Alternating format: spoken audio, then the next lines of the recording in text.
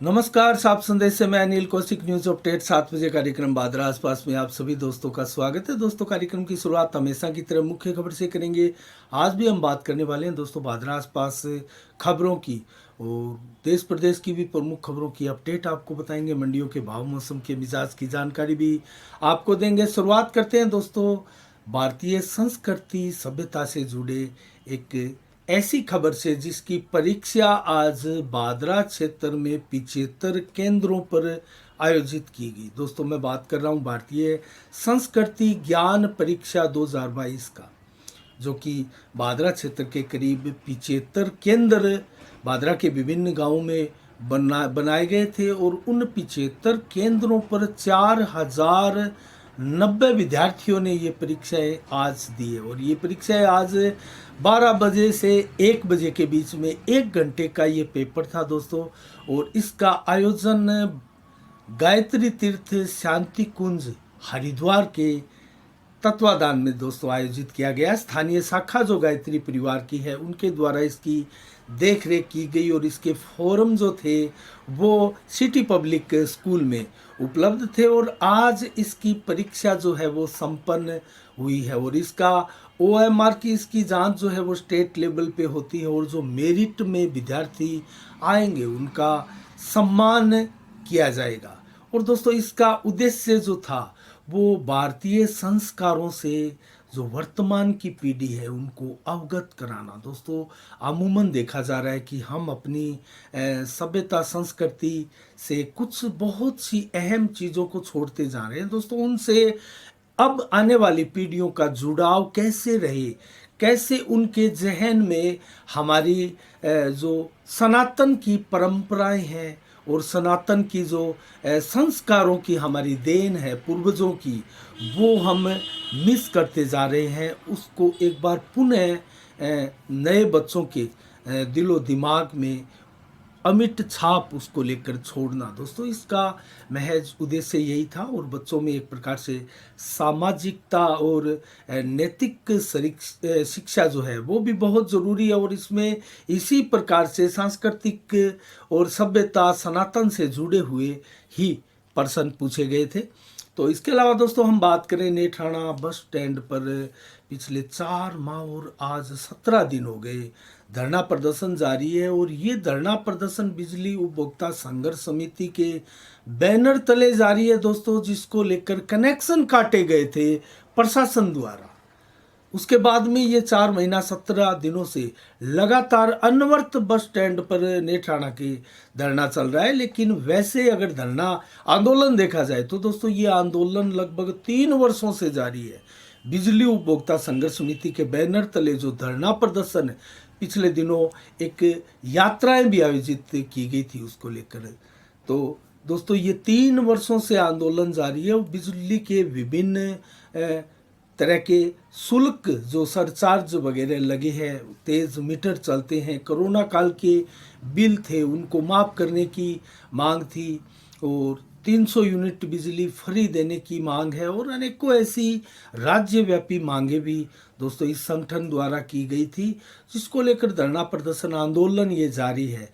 और वर्तमान में संगठन का आरोप है, धरना प्रदर्शन कर रहे संघर्ष समिति का आरोप है कि 7,438 करोड़ रुपए का फ्यूल सरचार्ज एक प्रकार से राज्य सरकार ने बिलों के माध्यम से जनता पर ला दिया है। जनता पर ये बोझ जो है वो डाल दिया गया है, जो आने वाले 5 वर्षों तक विभिन्न बिलों में आपके पास जो बिल आएंगे उनमें जुड़कर आएगा 7,438 करोड़ रुपए। तो दोस्तों इसको लेकर भी ये मांग उठाई जा रही है। और 16 अक्टूबर कल से एक आम सभा का आयोजन नेठाणा में किया जा रहा है।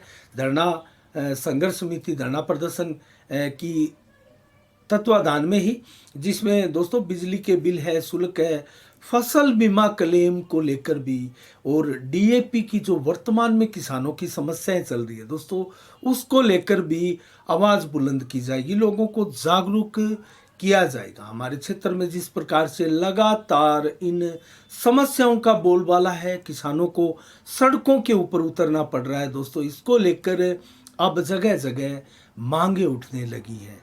तो दोस्तों नेत्राणा में भी ये धरना प्रदर्शन अब उग्र होने जा रहा है और 19 अक्टूबर को, आने वाली 19 अक्टूबर दोस्तों प्रशासन एक बार पुनः अभियान चला रहा है। जो बचे हुए बिल है 1,39,00,000 के बकाया अभी भी बकाया है, जो कि लगभग 3,39,00,000 के थे। 2 करोड़ जो बकाया थी वो विभाग ने वसूल कर ली और विभाग का काउंटर लगातार नेत्राणा में खुला हुआ है दोस्तों। 720 से कहीं अधिक लोगों के कनेक्शन भी काट दिए गए थे। बड़ी संख्या में लोगों ने बिल भी जमा करवा दिए थे। अभी भी बताया जा रहा है कि लोग कनेक्शन कटने के डर से बिल जमा करवाते जा रहे हैं। तो ये आंदोलन कहीं ना कहीं अब कमज़ोर भी पड़ने लगा है, क्योंकि बहुत सी राशि जो बकाया थी लोगों की वो जमा अब होने लगी है। तो कुल मिला के अभी भी आंदोलन तो चल रहा है, लेकिन इस आंदोलन को कमज़ोर करने के प्रयास लगातार जारी है।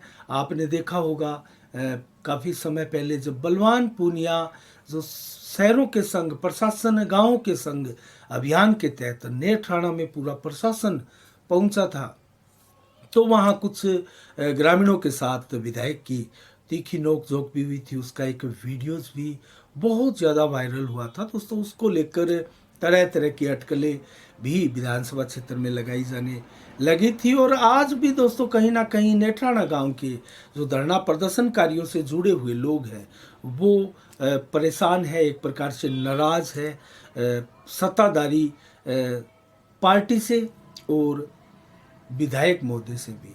तो दोस्तों इसका जिक्र हम आगे कहीं करेंगे, लेकिन अब हम अन्य खबरों की ओर चले तो दोस्तों हम बात करते हैं 17 अक्टूबर अर्थात परसों कांग्रेस को नया अध्यक्ष मिलने जा रहा है। उसके लिए वोटिंग होने जा रही है।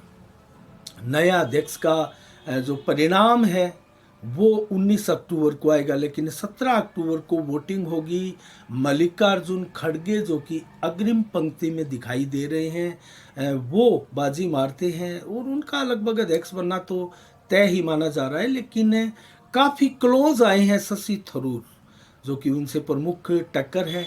शशि थरूर इसलिए क्लोज आए हैं क्योंकि मल्लिकार्जुन खड़गे का पीछे 1-2 बयान भी है, उसको लेकर काफ़ी चर्चा हुई। और जो मुस्लिम समाज के ऊपर जो बयान उन्होंने दिया था, जो ईद पर बचेंगे वो इस प्रकार से आगे त्योहार पर नाच पाएंगे।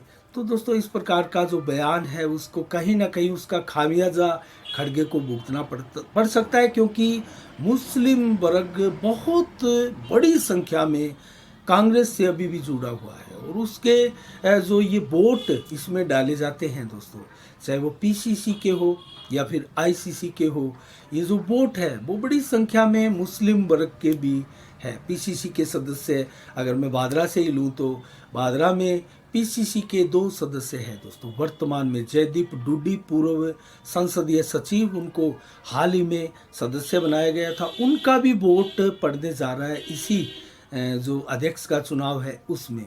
और एक है स्वर्गीय हाजी दाऊद कुरैशी के पुत्र रफीक कुरैशी, तो उनका भी पीसीसी में वोट है। और उनकी एक पोस्ट 2 दिन पहले वायरल हो रही थी सोशल मीडिया पर कि वो विदेश से विशेष तौर से पीसीसी का वोट डालने के लिए, कांग्रेस का अध्यक्ष चुनने के लिए स्पेशल आ रहे हैं। तो कुल मिला के बड़ी संख्या में मुस्लिम वर्ग के जो वोट है कहीं ना कहीं खड़गे को इसका नुकसान हो सकता है, जिस प्रकार के बयान उन्होंने दिए थे। शशि थरूर ने अपनी स्थिति में सुधार किया है, लेकिन अभी भी पीछे चल रहे हैं।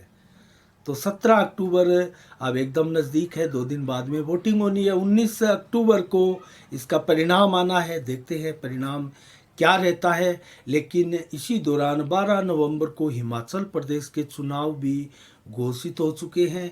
8 दिसंबर को लंबा समय, लंबा अंतराल रखा है दोस्तों। जो मतगणना होगी उसमें कहीं ना कहीं गुजरात के जो चुनावी कार्यक्रम है उसकी भी अब घोषणा होनी है। इसको समझ से परे है विपक्ष, कांग्रेस विशेष तौर से आरोप लगा रहा है कि गुजरात में अभी नरेंद्र मोदी पीएम की घोषणाएं बाकी है। उस घोषणाओं के चक्कर में जो इलेक्शन कमीशन है उनको निर्देश इस प्रकार के दिए होंगे कि आप इस प्रकार से ये कार्यक्रम जारी कीजिए और गुजरात को एक बार छोड़ दीजिएगा। तो ऐसे आरोप कांग्रेस लगा रही है, हमारे आरोप नहीं है, लेकिन हकीकत क्या है ये इलेक्शन कमीशन जानता है, सरकार जानती है, या फिर आरोप लगाने वालों के पास कोई तथ्य होंगे। तो दोस्तों इसके अलावा अन्य खबरों की ओर रुख करें तो 20 अक्टूबर को बादरा उपखंड का घेराव होगा, धरना प्रदर्शन होगा, भूख हड़ताल होगी, नंगे पांव बादरा उपखंड का घेराव करेंगे किसान। दोस्तों फसल बीमा क्लेम को लेकर, और इसको लेकर वर्तमान में आज भी डुंगराना में धरना जारी है। 25 दिन हो गए लगातार अनिश्चितकालीन धरना प्रदर्शन डुंगराना के बस स्टैंड पर लगाए जा रहे हैं, जिसमें बड़ी संख्या में आसपास के गांवों के लोगों का, किसानों का इसमें समर्थन है और बड़ी संख्या में रोजाना किसान यहां धरना प्रदर्शन का समर्थन करने के लिए आते हैं। और इसको लेकर बजरंग सारण के नेतृत्व में चल रहा है ये धरना प्रदर्शन, और जिसको 20 अक्टूबर के धरना प्रदर्शन में बड़ी से बड़ी संख्या जोड़ने के लिए दोस्तों रोजाना गांव में सभाएं आयोजित की जाती है बजरंग सहारण द्वारा। आज भी गुंजासरी, ढाणी खोखरान, राजपुरा, गेहूं, नुआ, कणाऊ आदि गांवों में जनसभाएं की गई। आमंत्रित किया गया किसानों को उपखंड घेराव में 20 अक्टूबर को आने के लिए। इसके अलावा कल भी जिज्ञासरी बड़ी और जिज्ञासरी छोटी में जनसभा की जाएगी बजरंग सारण द्वारा। तो दोस्तों 20 अक्टूबर को ये धरना प्रदर्शन और भूख हड़ताल आखिर क्या रुख आगे लेगा, क्या ये मांगे मनवाने के लिए कामयाब होंगे बजरंग सहारण, दोस्तों ये देखने वाली बात है। लेकिन जब पहले उन्होंने धरना लगाया था मलसीसर में, वो धरना उनका कामयाब रहा था, रोड को ब्लॉक किया था, उनके ऊपर मुकदमा भी एक प्रकार से दर्ज हुआ था, लेकिन प्रशासन ने उनकी बात मानी थी। लोगों का बड़ी संख्या में बीमा क्लेम आया था। तो क्या इस बार भी धरना प्रदर्शन से ही किसानों को बीमा क्लेम मिलने वाला है? अगर ये मिलने वाला धरना प्रदर्शन से ही बीमा क्लेम मिलेगा तो आगे भी इसी प्रकार की नींव रखी जाएगी। तो कुल मिला के अगर देखा जाए तो धरना प्रदर्शन एक नियति बन चुकी है किसानों की, और अब वर्तमान में जो जिस प्रकार भी जिसको भी प्रोटेस्ट करना है, किसी से एतराज जताना है, विरोध करना है, तो उसका सबसे बड़ा रीजन कारण जो बनने जा रहा है उसकी दिशा में रास्ता सुगम करने के लिए, तो वो धरना प्रदर्शन ही है। और दोस्तों आज से नहीं है, अनशन वर्षों से हमारे भारतीय राजनीति में, सामाजिक परिवेश में लगते रहे हैं, हमने देखा भी है। और बड़े बड़े नमक का आंदोलन और क्या क्या आंदोलन दोस्तों इतिहास का एक पार्ट है। नमक का आंदोलन गांधी जी ने किया था दोस्तों। इस प्रकार से अनेकों आंदोलन भारत में हुए हैं। सत्याग्रह गांधी जी का एक प्रमुख जो उपवास जैसा एक कार्यक्रम होता था, ये धरना प्रदर्शन ही था, लेकिन उसका नाम सत्याग्रह था दोस्तों। और उसमें किसी भी प्रकार का जो आजकल होती है दोस्तों आगजनी होती है और बहुत उग्र प्रदर्शन जैसे होते हैं, मारपीट तक होती है, ऐसे प्रदर्शन वो नहीं थे दोस्तों। लेकिन वर्तमान में प्रदर्शनों का पैटर्न है वो बदल चुका है। और रास्ता, क्योंकि रास्ता नहीं रोका इस बार बजरंग सहारण ने दोस्तों। डुंगराना में जो धरना लगाया वो सड़क के किनारे लगाया, तो 25 दिनों से लगभग धरना जारी है। और मलसीसर में जब सड़क रोक के धरना लगाया तो तीसरे दिन प्रशासन वार्ता के लिए उतर आया। तो दोस्तों ये नीति बन चुकी है हमारे प्रशासन की भी, और जो आला अधिकारी हैं वो भी नियत नहीं है किसी की दोस्तों काम करने की, जनता को सुविधा सहूलियत देने की नीयत नहीं है। और कहीं ना कहीं ये प्रशासन अधिकारियों की नीयत नहीं, ये नीयत सरकारों की भी होती है। सरकारें इस प्रकार की व्यवस्थाएं संचालित करती है अपने अधिकारियों के लिए, क्योंकि दोस्तों अधिकारी जो कार्य करते हैं, जो रूल रेगुलेशन फॉलो करते हैं, वो सरकार की बातें ही दोस्तों, सरकार की नीतियों को ही और सरकार की व्यवस्थाओं को ही वो आगे बढ़ाते हैं। तो कुल मिला के सीधा सीधा अधिकारियों को भी दोष नहीं देकर इसका दोष सरकार को भी दिए जाना सही जान पड़ता है। क्योंकि आज 25 दिनों से जो धरना प्रदर्शन है वो सड़क के किनारे लगा है, तो प्रशासन को आवागमन इससे बाधित नहीं है, लोग आम लोग परेशान नहीं हो रहे हैं। और जो लोग परेशान हैं वो चुपचाप आ रहे हैं अपने टेंट में धरने में बैठते हैं, बातें करते हैं, नारे लगाते हैं, चले जाते हैं, ज्ञापन देते हैं, बैठते हैं, अपना समय खराब करते हैं, बर्बाद करते हैं।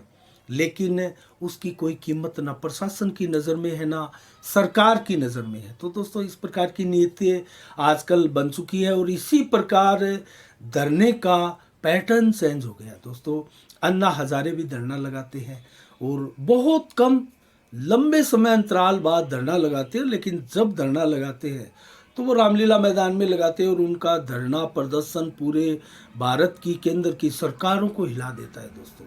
क्योंकि धरना प्रदर्शन में दम, नेतृत्व में दम होना आवश्यक है और उसका जो खाका है वो इसी प्रकार से तैयार करना पड़ता है। पीछे आपने देखा होगा दोस्तों, दिल्ली में शाहीन बाग का भी धरना लगा था, जो 3 कृषि कानून आए थे, नरेंद्र मोदी सरकार द्वारा लाए गए थे। उसको लेकर पूरे देश में अनेकों शाहीन बाग बन गए थे और शाहीन बाग का धरना कितना लंबा चला था आपने देखा होगा। और अंत में क्योंकि वो रोड, सड़क को ब्लॉक कर दिया गया, वो रास्ता जो मेन रास्ता था दिल्ली के अंदर प्रवेश करने वाला, उस रास्ते को जाम कर दिया गया। हमारा कानून, हमारा संविधान भी दोस्तों कहीं ना कहीं मजबूत, सशक्त इसको लेकर बनाना होगा कि सड़क रोकने की इजाज़त किसी को नहीं होनी चाहिए दोस्तों।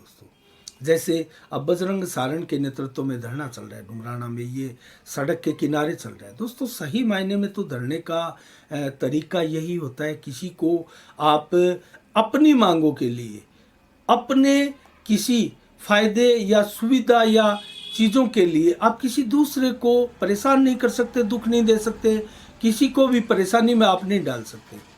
ये सिस्टम होना चाहिए। इस प्रकार का कोई कानून भी भविष्य में केंद्र सरकार को लाना चाहिए। सड़कों को ब्लॉक करना कतई सही नहीं है दोस्तों। पूरा जनजीवन ठहर जाता है, कौन कितने इम्पोर्टेंट काम के लिए जा रहा है दोस्तों। आप अपने ऊपर भी ले सकते हैं, आप कहीं इम्पोर्टेंट कार्य के लिए जा रहे हो और आपको वो मार्ग अवरुद्ध मिले और उसके बाद में आपको वापस आना पड़े और उस मार्ग को आगे आपको मंजिल जाने के लिए कम से कम 2 घंटे, 3 घंटे या 4 घंटे या पूरा दिन आपका अगर व्यर्थ हो, बर्बाद हो, तो कितना इम्पोर्टेंट काम आप जा रहे हैं, उसमें आपको कितनी परेशानियां झेलनी पड़ सकती है। अगर किसी बीमार को लेकर जा रहे हैं तो वो अगर आप प्रूफ नहीं कर पाए कि हम बीमार को लेकर जा रहे हैं और आपकी बातें नहीं मानी गई, एम्बुलेंस आपके पास नहीं है, आप पर्सनल गाड़ी में जा रहे हैं, तो दोस्तों ऐसे में आपको नहीं जाने दिया जाएगा। जो रोड ब्लॉक करके रखते हैं वहाँ, क्योंकि नेतृत्व जिसका होता है दोस्तों, वो कहाँ कहाँ ध्यान दे, कितने वाहन सड़कों पर चलते हैं। तो ये एक प्रकार से जो पैटर्न चल पड़ा है वो कहीं ना कहीं बहुत गलत दिशा में देश में चल रहा है। इसमें सुधार की बहुत बड़ी आवश्यकता है और धरना प्रदर्शन के लिए किसी को भी रोड ब्लॉक करने की इजाज़त इस देश में नहीं होनी चाहिए। धरना प्रदर्शन के लिए एक जगह, आप ऐसी जगह चुन सकते हैं जहां किसी को ज़्यादा डिस्टर्ब ना हो, लेकिन प्रशासन को सिरदर्दी हो। क्योंकि अगर इस जगह, जैसे 25 दिनों से आज धरना प्रदर्शन जारी है, प्रशासन इसका संज्ञान ही नहीं ले रहा है, उनको कोई टेंशन ही नहीं है, चिंता फिक्र ही नहीं है। ये धरना प्रदर्शन चाहे वर्षों वर्ष चलता रहे, जैसे बिजली उपभोक्ता संघर्ष समिति के बैनर तले पिछले 3 वर्षों से आंदोलन चल रहा है और 4 माह 17 दिन से धरना प्रदर्शन बस स्टैंड पर नेठाणा में चल रहा है। किसी को कोई चिंता फिक्र ही नहीं है, वहाँ जाने की, वार्ता करने की जहमत ही नहीं उठाते प्रशासन के अधिकारी। तो इसको लेकर भी सरकार को सुधार करना चाहिए, अपने अधिकारियों को आदेश देना चाहिए और धरना प्रदर्शन का एक प्रकार से दिन निश्चित हो कि 4 या 5 दिन या 2 दिन या 3 दिन के बाद में प्रशासन को अनिवार्य रूप से वार्ता के लिए धरनार्थियों के पास जाना ही होगा। बेशक अगर मांगों पर सहमति नहीं बनती है तो आगे लिखकर केंद्र सरकार को भी भेज सकते हैं। अगर राज्य सरकार के बलबूते की बात नहीं है और स्थानीय प्रशासन के बलबूते की बात नहीं है तो वो जिला प्रशासन को भेज सकता है। जिला प्रशासन के बलबूते की बात नहीं है तो वो राज्य प्रशासन को भेज सकता है। इस प्रकार की व्यवस्थाएं सुनिश्चित हो ताकि धरना प्रदर्शन कर रहे लोगों को भी लगे कि हमारी मांगे मानी जा रही है, सुनी जा रही है। तो दोस्तों इस प्रकार के सुधार करने चाहिए।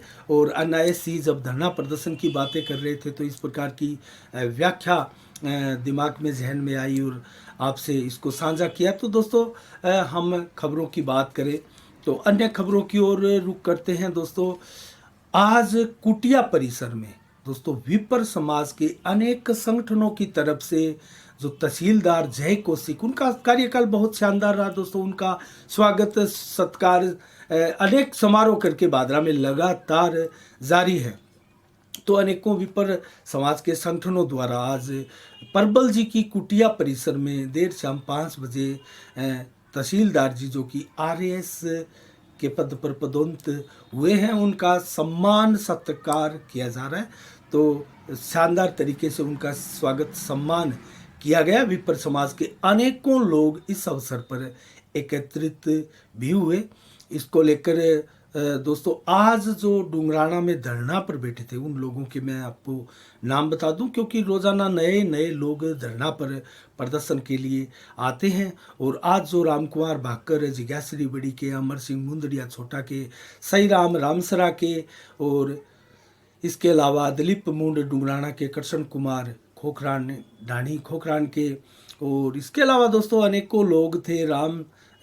मनीराम शर्मा डुंगराना के, राम कुमार मेला, जिज्ञाश्री बड़ी के, संजीव शर्मा मलसीसर के, रोहतास ढाका घोटड़ा खालसा के, संदीप कुमार कुंजी के, कैलाश शर्मा मलसीसर के आदि अनेकों लोग आज नए भी धरना प्रदर्शन से जुड़े हैं। इसके अलावा दोस्तों हम जिक्र करें आज 15 अक्टूबर को क्या विशेष दिवस है इसकी, तो दोस्तों अब्दुल कलाम जो कि हमारे पूर्व राष्ट्रपति रह चुके हैं, 11वें राष्ट्रपति, 1931 को आज ही के दिन उनका रामेश्वरम में जन्म हुआ था। तो उनका जन्म, उनकी जयंती जो है धूमधाम से देश भर में मनाई जा रही है। 1918 को आज ही के दिन शिरडी के साईं बाबा जिनको भगवान के रूप में भी लोग पूजते हैं, और शिरडी में उनका बहुत बड़ा भव्य विशाल मंदिर भी है। उन्होंने आज ही के दिन अपना शरीर त्यागा था, अर्थात उनका निधन आज ही के दिन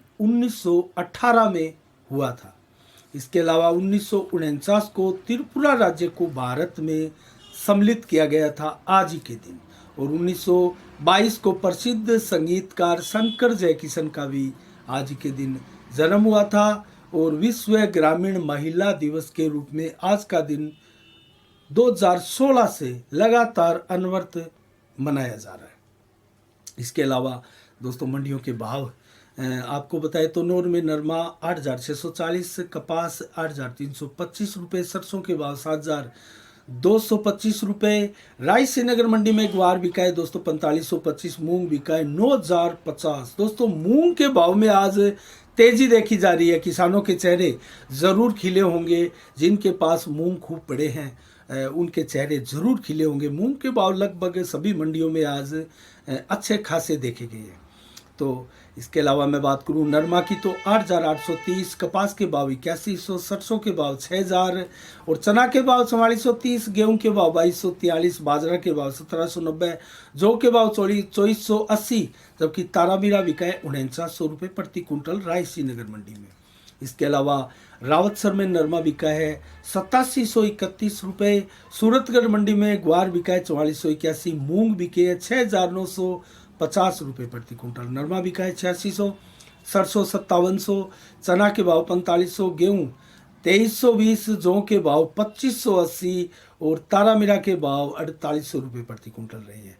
संगरिया मंडी में नरमा बिका है 8400, हनुमानगढ़ में नरमा बिका है 8751, पीलीबंगा मंडी में नरमा बिका है 8550 रुपये प्रति कुंटल, सरसा मंडी में नरमा 8661 बिका है, एलनाबाद मंडी में नरमा बिका है 8650, सरसों बिकी है 7111 रुपये प्रति कुंटल। और आज की अंतिम मंडी आदमपुर मंडी में नरमा बिका है 8800 रुपये प्रति कुंटल और सरसों बिकी है 7351 रुपये प्रति कुंटल के हिसाब से।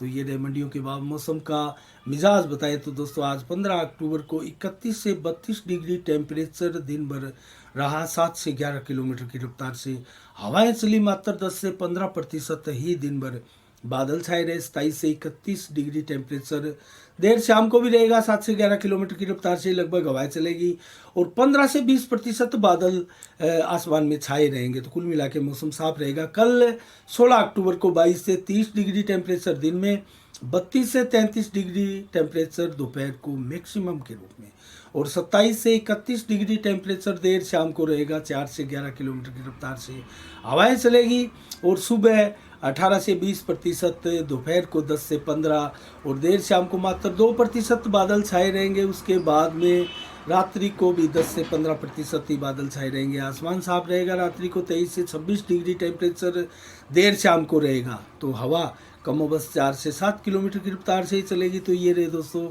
आज के 7 बजे के खास बुलेटिन, और कल ठीक शाम 7 बजे फिर आपसे रूबरू होंगे नई खबरों के साथ, नई समीक्षा के साथ। तब तक के लिए आप अपना बहुत बहुत ख्याल रखिएगा। मुझे दीजिएगा इजाज़त। साफ संदेश से मैं अनिल कौशिक, नमस्कार। जय भारत, जय जय राजस्थान।